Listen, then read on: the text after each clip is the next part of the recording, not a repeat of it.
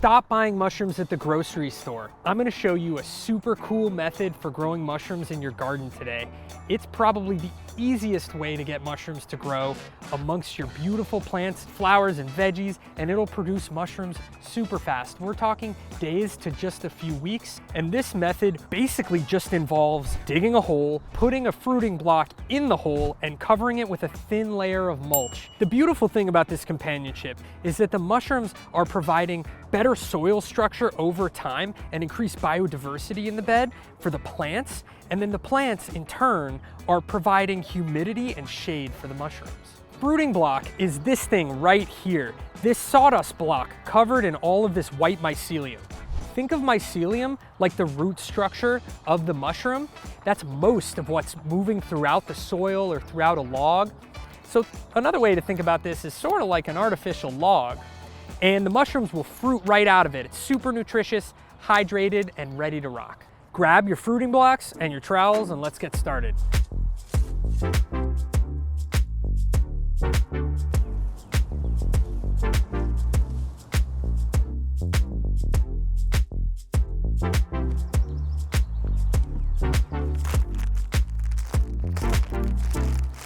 I'm really excited to be putting pink oyster into this bed because it's very fast growing and it loves the summer. It loves warm temperatures. So in this microclimate, it is going to grow perfectly.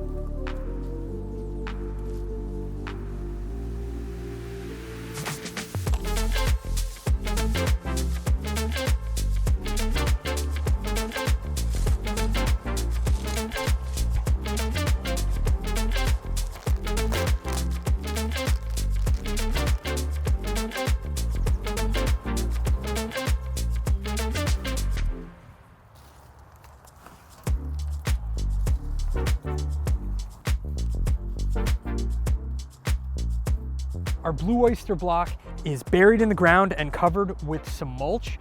You can't see it anymore. So to know that something is there, to know what it is and when you planted it, using a label, especially a cute one like this, is super helpful. So I'm just gonna place that right in front of the block, just like so.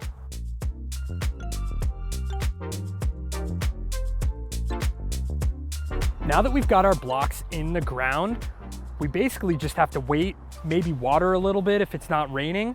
Some blocks will start fruiting in just a few days, others as long as a couple weeks. You'll start to see baby mushrooms start to form, and those mushrooms will be harvestable in just a few days. We've had a nice wet spring here in Portland, Maine. The plants are happy and the mushrooms are super happy. There are mushrooms everywhere in our forests, in our fields.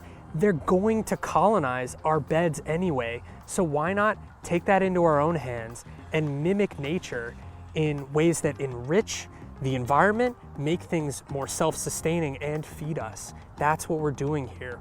We are making a more complete ecosystem. Less than a week ago, I came out here and I planted multiple fruiting blocks amongst all of these plants here. Look at this awesome cluster of blue oyster mushrooms. It doesn't look that blue. It's getting quite a bit of sun, which darkens it up a bit, but this is still a perfect cluster that I can't wait to harvest. It's really important to know when to harvest, and we get asked all the time. If you look at these caps and you see that they're just a little curled over at the edge, often called the margin, that's when you want to get them. They have the best shelf life and the best texture. Simple as that. We've got a block in the ground. Such an easy method, gets you out in the garden to find some zen, and you can watch these grow right alongside your plants. If you want to learn more, check out this video right here for more comprehensive explanation of growing mushrooms in beds. Spores truly, Lou.